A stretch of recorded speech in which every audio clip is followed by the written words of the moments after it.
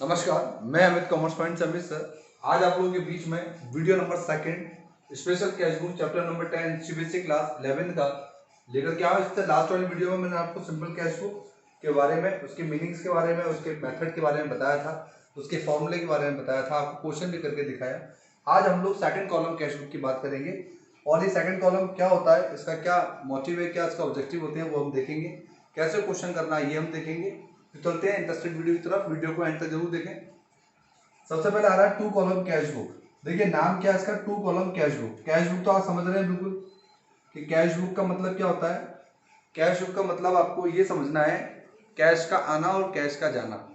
ना यहाँ पर क्रेडिट ट्रांजेक्शन आपको इन्वॉल्व करना है, चाहे वो सेल्स हो चाहे वो परचेज हो। यदि वो क्रेडिट में है तो आप उसको इंक्लूड नहीं करेंगे क्योंकि ये कैश ट्रांजेक्शन है और उसमें बिल्कुल सेम रूल्स और रेगुलेशंस बेटा सिंपल कैश बुक के ही चलेंगे। आपको ये ध्यान रखना है कि डेबिट और क्रेडिट जब मैं बोल रहा हूं तो उसमें आपको समझना है डेबिट का मतलब और क्रेडिट का मतलब। यहाँ पर क्रेडिट का मतलब होता है देना और डेबिट का मतलब है लेना। यानी कि फर्म लेगी और देगी। जब फर्म लेगी तो डेबिट करेगी और देगी तो क्रेडिट करेगी। यहाँ पर इसलिए इसको डुअल एस्पेक्ट ऑफ सिस्टम भी हम कहेंगे। यहाँ पर मैंने बताया कि cash book which means certain two column cash book amount is called double column cash book. यानी कि एक ऐसी बुक जिसके अंदर दो कॉलम बनाए जाएंगे उसके अंदर डबल कॉलम बुक बोला जाएगा। और ये बिल्कुल किसकी कॉपी है, सिंपल कैश बुक की कॉपी है। यानी कि इसमें वही रूल्स और रेगुलेशन चलेंगे। पहली बात, टू कॉलम कैश बुक का फॉर्मेट समझें। यहाँ पर मैंने डेबिट साइड ली है लेफ्ट में और क्रेडिट में मैंने राइट साइड में मैंने क्रेडिट लिया है।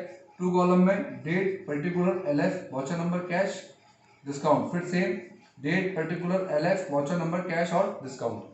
देखिए यहाँ पर जो दो कॉलम है लेजर फॉलो और वाउचर नंबर। मैं लेजर फॉलो का मतलब बता देता हूँ क्या होता है। लेजर फॉलो का मीन्स ये है कि जब आपने लेजर पोस्टिंग करी होगी तो वहां पर आपने एक नंबर लिखा होगा और जर्नल में आप जब एंट्री करते थे वहां पर जनरल फॉलो नंबर लिखते थे। तो जनरल फॉलो का मतलब और लेजर फॉलो का मतलब क्या है। लेजर फॉलो का मतलब ये है कि जब आप लेजर बना रहे होंगे तो वहां पे आपने एक नंबर लिखा होगा, उस नंबर की एंट्री यहाँ मिल जाएगी। और यहाँ पर जो आपने इससे पहले जो चैप्टर बनाया था उसमें आपने लिखा होगा जेएफ। तो जेएफ का मतलब जनरल फॉलियो से वो एंट्री आती है। तो जेएफ मतलब जनरल फॉलियो, लेजर मतलब लेजर फॉलियो। लेजर से हम लोग कैश बुक बना रहे हैं। यहाँ पर आपने लेजर पोस्टिंग करी ना बेटा, उसमें जो नंबर डाला उससे ही हम लोग यहाँ पे क्या बना रहे हैं, simple cash book, two column cash book, three column और पीटी कैश बुक। ध्यान रखना आप लोग, ठीक है। तो उसका मतलब मैंने आपको बता दिया है कि क्रॉस टैली है लेजर फॉलियो और जनरल फॉलियो। इसके बाद है वाउचर नंबर। वाउचर नंबर का मतलब होता है बिल संख्या नंबर, जो कैश वाउचर और क्रेडिट वाउचर होते हैं। क्रेडिट वाउचर यहाँ पे आएंगे तो यहाँ पे कैश वाउचर आपको लिखना है। कैश डिस्काउंट यहाँ पे नॉमिनल खाता है। डिस्काउंट का बेटा अपन बैलेंस नहीं निकालेंगे, सिर्फ टोटल लगाएंगे।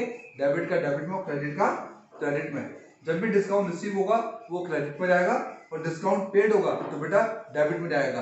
क्योंकि डिस्काउंट अलाउड जो है वो एक तरह से फर्म के लिए लॉस है।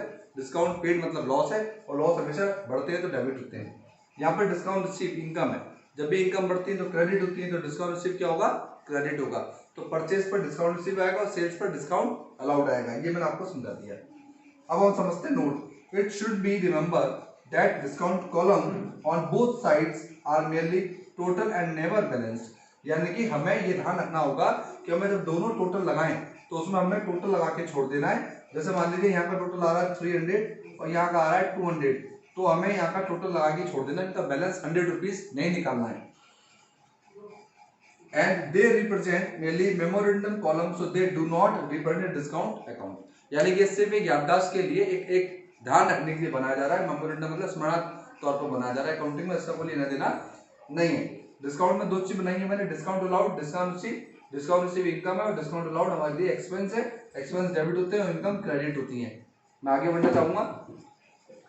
अब इसके बाद आप समझ गए होंगे कि यहाँ पर जब टू कॉलम बनाएंगे तो फॉर्मेट तो हमारा वही चलेगा, ये आप ध्यान रखना। अब आ रहा है वो इंटरेस्टेड क्वेश्चन।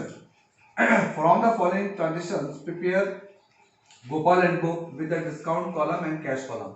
यानी कि यहाँ पर टू कॉलम कैश बुक बोली गई है। समझते हैं पहले। जनवरी 1 से लेकर के जनवरी 29 तक के ट्रांजेक्शन हमारे सामने, हम एक एक करके उसको समझते जाएंगे।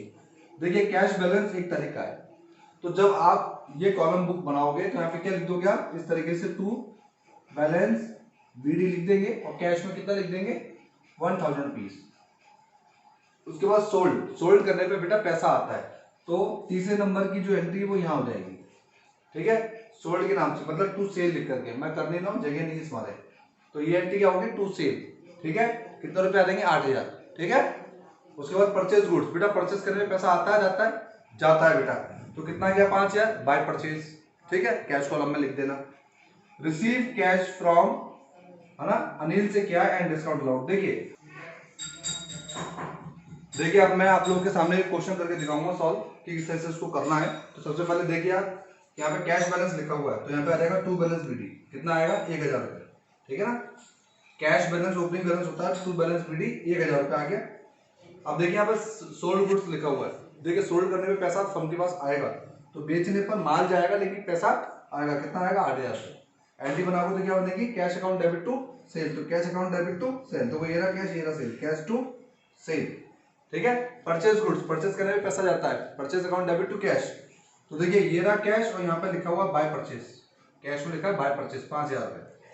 Receive cash from Anil and discount allowed है 200 रुपये। अनिल से जो पैसा मिलना था, वैसे तो 5,000 मिलने थे, लेकिन अनिल से जल्दी कैश लेने के लिए उसको हमने 200 रुपये का डिस्काउंट दिया, तो अनिल से कितना पैसा मिला, 4,800 रुपये। देखिए टू अनिल कितना मिला, 4,800 रुपये, डिस्काउंट कितना दिया, पेड कितना किया, 200 रुपये, ये लॉस है।